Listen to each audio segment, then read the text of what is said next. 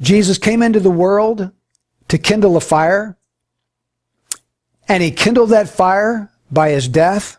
And then the third point he makes here is that he promised that this movement would bring division. Look at 51 to 53. He says, "Do you suppose that I came to grant peace on earth? I tell you, no, but rather division."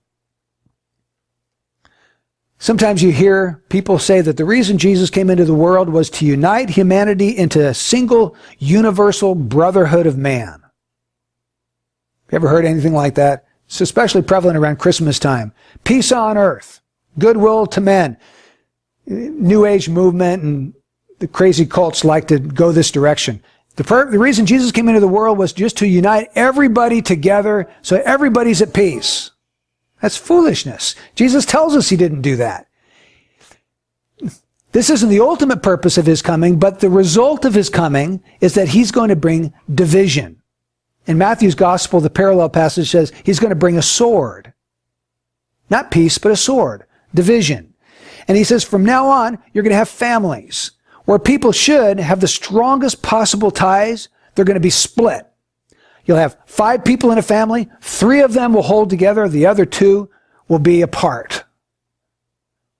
You'll have fathers against sons, sons against fathers, mothers against daughters, daughters against mothers, in-laws against each other. Now, what's he talking about here? He's saying that in a family, 3 will become followers of Jesus and 2 won't. Or 2 will become followers of Christ and 3 won't. And there's going to be a splitting apart. There must be. Because the people that don't follow Christ are going to continue in their life of sin. And then you've got others that are repenting of sin. You've got some that are given over to worldliness, and others that are shunning and forsaking worldliness.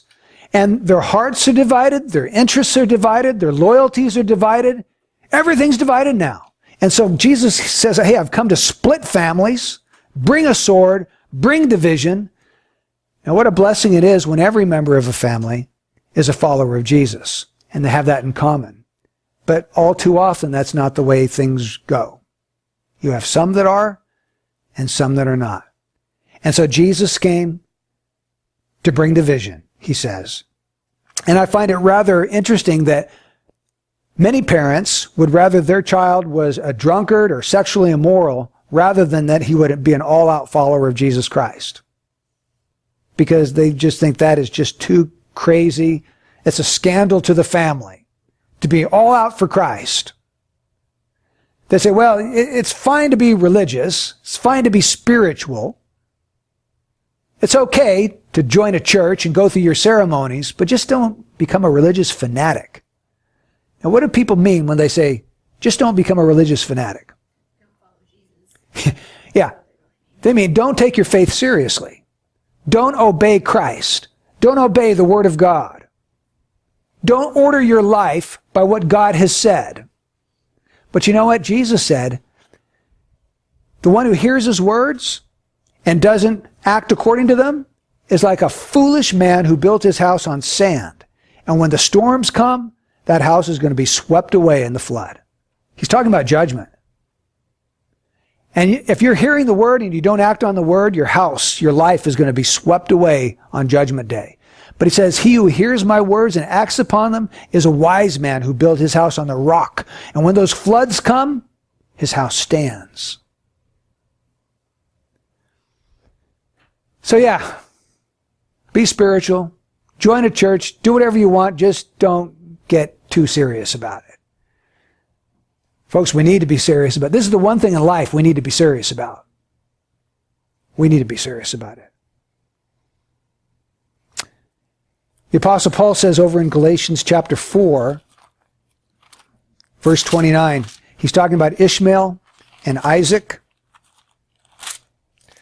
He says, but as at that time he who was born according to the flesh persecuted him who is born according to the Spirit, so it is now also. That's what Jesus is talking about. You've got part of the members in a family who are born of the flesh, part are born of the Spirit. There's going to be this backlash that those who are born of the Spirit are going to have to absorb from those who have not been born of the Spirit. Because they're going to think that you're foolish, you're stupid, you're an idiot for giving your life away because they just don't have eyes to see the glory of Christ. And so to them, it seems like a ridiculous, stupid thing to give your life up for this crucified Jew.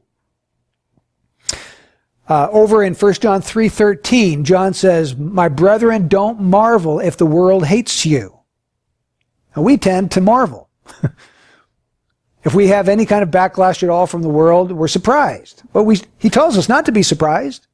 We ought to expect that there's going to be some repercussions if you take the Word of God seriously and try to live by it. Look at what Peter says in 1 Peter chapter 4.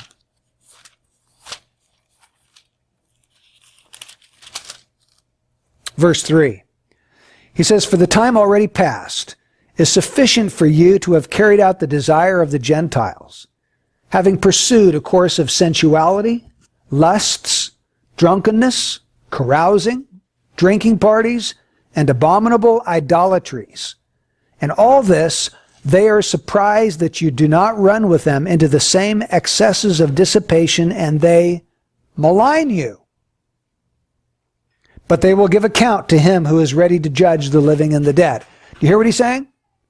You used to live this old life of partying, drunkenness, sensuality, carousings, idolatries. And the people that you used to run around with, they're surprised that you don't do that anymore. And now, because you don't follow them into those same things, they malign you. They slander you. It's going to happen. It's going to happen. So, here's the principle. Jesus came to bring division. We have to be willing to accept the repercussions of following him. And some of them are unpleasant. They're uncomfortable. In some countries of the world, it's much more severe than it is here, of course. But even in our country, you'll face some negative consequences of following Jesus if you take the Word of God seriously. You may be called names. You may be maligned. You could even be disowned in some severe cases. But remember Jesus' disciples? It said they rejoiced that they were counted worthy to suffer shame for his name. They were happy that God had counted them worthy to take that shame for the cause of Jesus Christ.